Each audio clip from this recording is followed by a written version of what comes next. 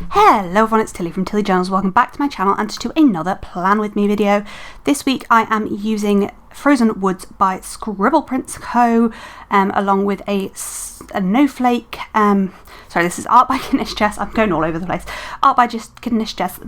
She came out with like 3 iterations of this art. There's like a autumn, spring and winter one. I don't think there's a summer one. And the foil bundle is by Caress Press in Snowflakes in Sparkly Hollow.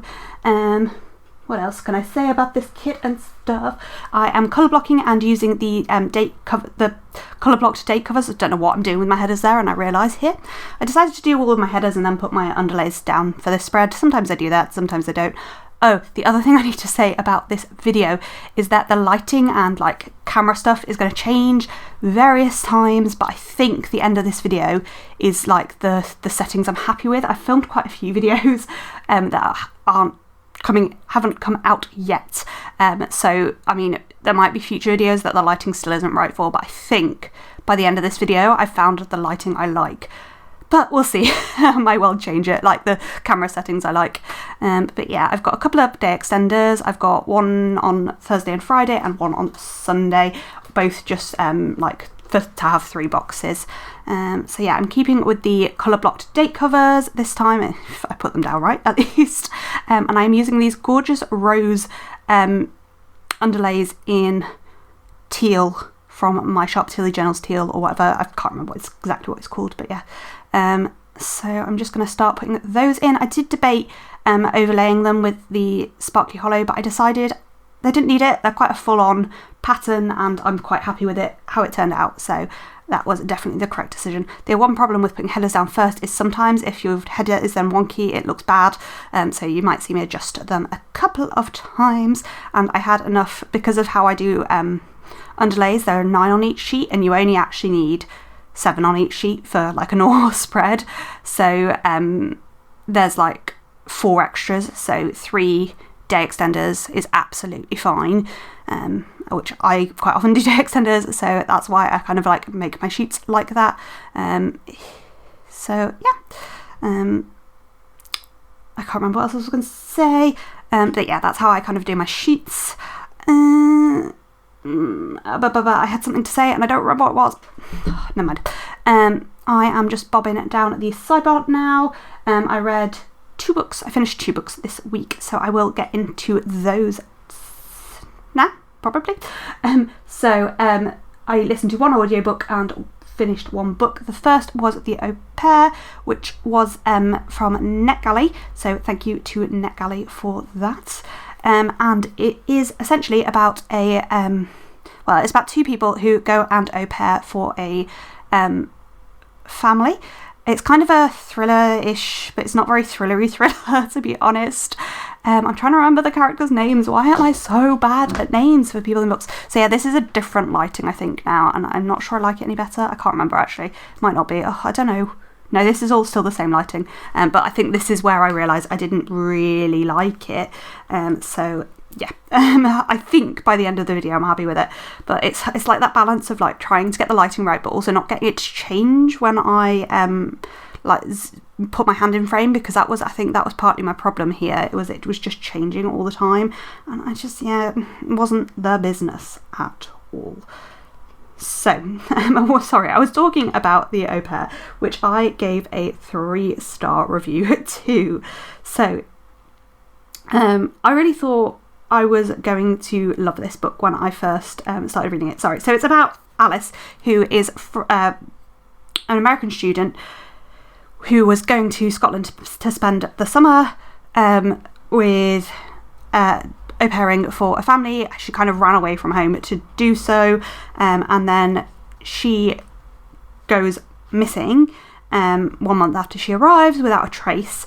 A new au pair starts, so it is told in 2 point of views with differing timelines, so you kind of flip between both times and people. There's 1 chapter about Melanie, 1 chapter about Alice. The prologue of this, the first chapter, I was properly drawn in. I absolutely was like, this is going to be a great book. I'm going to love this. It's going to be fantastic. But then after that opening, the pace was just completely wrong for a thriller. Like, nothing really happened until 40% through the book. And even then it was slow, and I just wanted to know what happened for the sake of, like, the children rather than actually wanting to know what happens. Thrillers, I normally, like, have to keep reading. And yeah. There's also an awful lot of victim blaming for sexual assault in this, which just didn't sit right with me. And, like, there was no real, like, I don't know, need for it, almost. It didn't really add to the story. And the storyline was a bit far-fetched at times. It was told into a point of view which worked for me. And I would say I didn't find the ending particularly satisfying. It was just a bit meh. It was fine, but it was just a bit meh. The other book I read was Love Theoretically. This was the audiobook. This is by Ellie Hazelwood. This is about Elsie, I believe. I think I actually remember her name, yes. Elsie, who fake dates to get money. She is also she is a physicist, a theoretical physicist who fake dates for money because she needs money. Her favourite client's brother, Jack, seems to hate her. And when she applies for her dream job, one of the physicists on the hiring committee, to her surprise, is Jack. And it turns out that Jack is actually the experimental physicist who undermined theoretical physicist and ruined Elsie's mentor's career. So it's a kind of enemies to lovers romance, and it's kind of exactly what I've come to expect from Ellie Hazelwood. To be honest, there's nothing new in this. If you've read her other two STEM novels, it's kind of a mashup between the two of them, but doesn't mean it wasn't good. Like, I still really enjoyed it. Yeah. But again, similarly to Love on the Brain, it was enemies to lovers, but it wasn't really. And it's just, yeah. I found Elsie quite relatable at times. She is someone that tries to appease everyone and make everybody happy, and like changes herself to fit in whatever group she's in and make those people happy. And I really related to that. I hate that she needs to do it, but I can relate. But I think it was a bit pushed to the extreme. Her best friend didn't know her favourite film, and she pretended to enjoy films that her bestie loved. And it's just like, if that's true, your bestie isn't your bestie. They're besties with somebody that doesn't exist. And please, darling, get some therapy, because you need to learn to be yourself.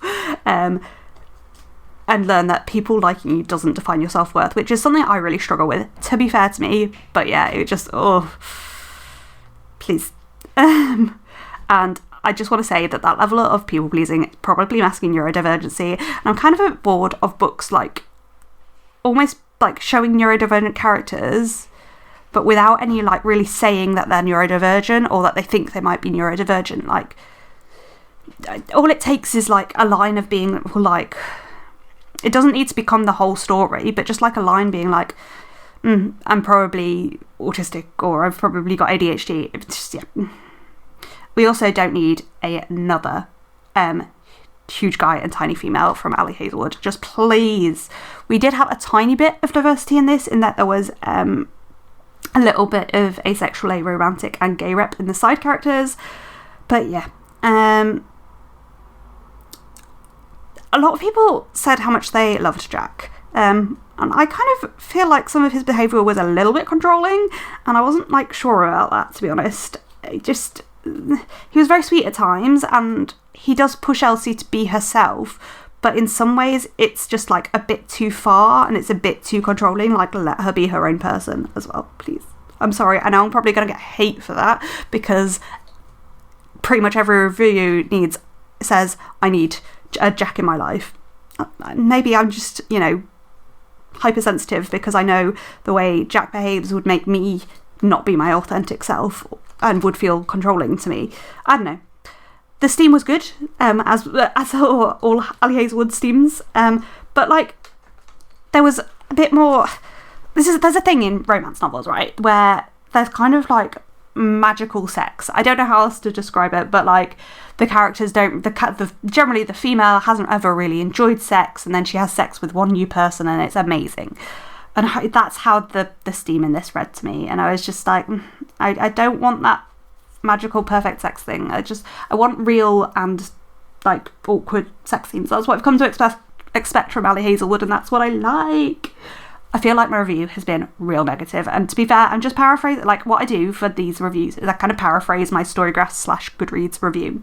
I feel like this review is really negative, but I really enjoyed this book. I gave it 4 stars. It was great, but I think basically I love the story and I love how it's done, but there's just like, I don't know, there's problems with this, and if it wasn't, I don't even know. I enjoyed it. I had a good time reading it, so it got 4 stars. And like, I really enjoyed that. This is my 4-star rating. But yeah, there were a lot of problems with it. And to be honest, it's just a mashup of her other 2 STEM novels. But yeah, I'll still read everything Ali Hazelwood puts out. But if we don't start getting some diversity in the leads, even if it's just not a really skinny girl, not a huge guy, there's a line in this novel that is something about one of the leads in one of the other books about them being the Mount Rushmore or something of physics, and it's just like, please. Anyhow, that's kind of my little summary. I am going to get into the week because a lot happened this week and I want to just get into it. So because I'm going to talk quite a lot about the Wednesday, and I'm nearly there with putting down my boxes anyway. So on the Monday I started the day with some editing. I was reading The Au Pair. Is this the lighting I think I like? No. Okay, good. I was just watching the lighting and I was like, oh, this is still not good. But I change it once more, I think. So when I get to the day by day. So then I was reading The Au Pair. Then I went for a walk. And then our cleaner was here. And it was really stressing me out that I was in the room while the cleaner was here. And I kept having to move around and it was stressing me out, basically. So I went to sit in Costa because I had a Costa voucher. I would generally go to an independent cafe, but I wanted to sit with my laptop and I had a £5 Costa voucher, so I went and got a free Costa, basically. Then I was making a planner for Anna to use for her promo photos, so yeah, I was doing that. Then I started to try to work out my business accounts because my accounts are due at the end of the month, end of February, so I just wanted to get them done before I go back to work. More on that in a minute. Then I was time for Rangers and we had a film night, so I was doing some prep for guide meetings in the future, and then we watched some Parks and Rec in the evening. On to Tuesday, I was doing Instagram descriptions and filmed a plan with me. Then I was reading some more of The Au Pair and I finished off Anna's planner. I did a planning call with my bestie Sophie. We are trying to do one of these every week because she's really behind with her memory planner, and it just means she always gets a little bit further on, and I just get to chat and hang out with my bestie and do some of my favourite hobby. It's a win all round. Went for a walk, did some more of the business accounts, and I basically finished my bit of them. My dad does the like a little bit that I don't, but it's not that I don't get it, it's just that he's much quicker at it. He's worked in accounts and stuff before. But anyway, then it was time for guides. We did games and had a meeting about a weekend away that is this weekend, at the a week and a bit away from this. I need to move faster because Wednesday I need to talk quite a lot about. So on to Wednesday, my Keko came over first thing to essentially to support me in a official work absence review meeting, which was very scary, and essentially like, obviously it was partly about formalising support for me going back to work, but also they have to cover like the scary things like what if I can't go back to work, or what if this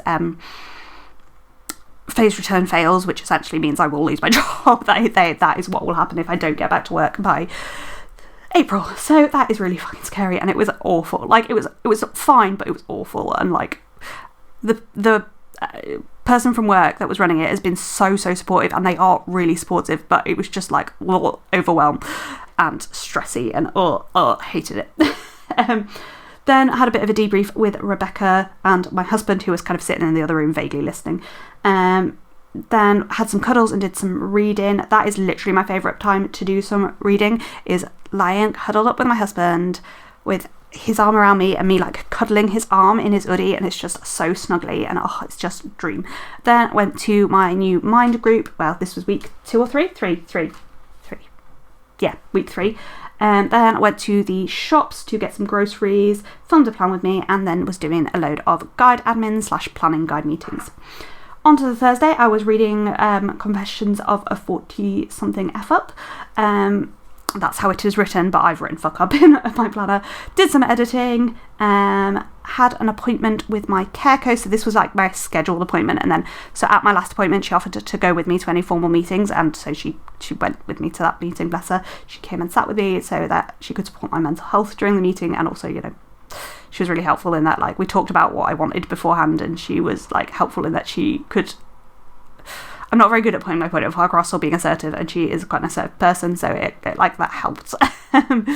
Anyway, so yeah, I had my appointment with her, and we are doing a module on perfectionism at the moment. She gave me a choice of like perfectionism or assertiveness, and I think the perfectionist, I've not actually decided yet. We've done like module 1 of both, and before my next appointment I have to decide.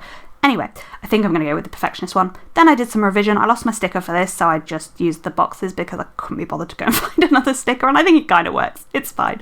Here I realise I've put everything the wrong way around, so I'm just fixing that. After that, I went and did some baking with my mum. We baked some blondies, I believe, to practice for the guide weekend, because we're doing the confectioner's badge with the guides, and so we were like practicing some of the bakes for that. Then I at my mind group, they'd given us some journaling, like positivity journaling prompts, and I wanted to make like a sticker of them to put in the back of my journal, so that if like I'm struggling to work out what's right, I can use those prompts to try and like write something positive. I may even start trying to just use one of the prompts every day anyway as like some positivity journaling, but we'll see. And then we had a planning meeting at a Chinese restaurant for the Paxworld weekend. So it was called Mr. Chu's. So we had Mr. Chu's guide leaders meal, and did planning sesh. I got really overwhelmed at how much there was to do, because obviously I'd had my like big scary meeting, right? And then I was like, ugh, there's all this to do for like the weekend before I go back, and oh my god. But actually it's not as bad as it seems. Basically, so I'm going to do a few... I'll get into it because, yeah, we talk about it on the Friday. Yes. So, I was really overwhelmed, and then I was in my feelings. On to the Friday, started the morning scheduling Instagram posts, and then I did some designing for a badge my dad wants me to design for PAX World, actually. My dad is actually the chair of the PAX World committee, so they're redesigning their badge, and he asked me to design it because, yeah. So I did that. Then I had an optician's appointment. My glasses prescription has barely changed, so luckily I don't need new glasses, which is good because I've got several pairs in the current prescription and my old prescription now, because it's like 0.25 wrong in one eye. But I am getting a contact lens trial, which is exciting. Then I did some revision, and then I met with Rachel, who is my line manager at work. She's actually the education lead at the hospital, but yeah, she's my line manager. I don't actually need to speed up because I've got all the scripts to put in still, so I've got time. So I met with her, and we had a chat about like loads of admin-y bits, things like parking permits and stuff like that, because it has changed since I was last there, which was last March, and whether I could log on to the computers and stuff like that. So we went through a load of admin-y bits, and also talked about what my first week of phased return will look like. And essentially we've decided, normally my working days are going to be Tuesday, Thursday, Friday, but changeover day is a Wednesday, so there are new people starting on my rotation on the Wednesday, so I'm going to go in on the Wednesday the 7th, and that is going to be my first day back in at all, and I'm just going to do a couple of hours, and then I'm going to go in on Friday the 9th as well for a few hours, maybe in the afternoon rather than in the morning, so that I'll have done like a mixture of things that week, and then I'm going to increase it the next week. We'll work that out probably this week that is coming up. I'm seeing Rachel again on Friday. Fun fact, everybody in my life seems to get Rachel and Rebecca confused. It's really amusing.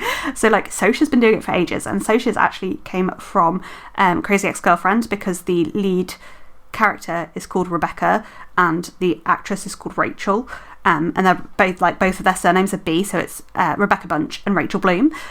So she got them confused for ages, and then it's just kind of gone into Rachel and Rebecca, who are my careco and my line manager. Anyhow, me and Rachel then went for a little wander and ran into one of the doctors I've known since I've been a doctor, basically.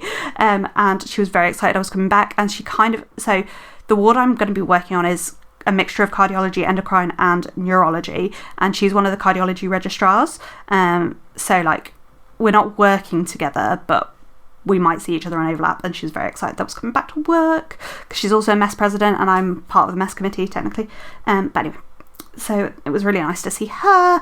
And then I just had a wander around at the hospital with Rachel, just like we went into A&E to look around the new A&E and stuff, just to try and get me into clinical areas and feeling a bit better about work and stuff. And then we decided my start date, which we've already talked about, is the 7th of February.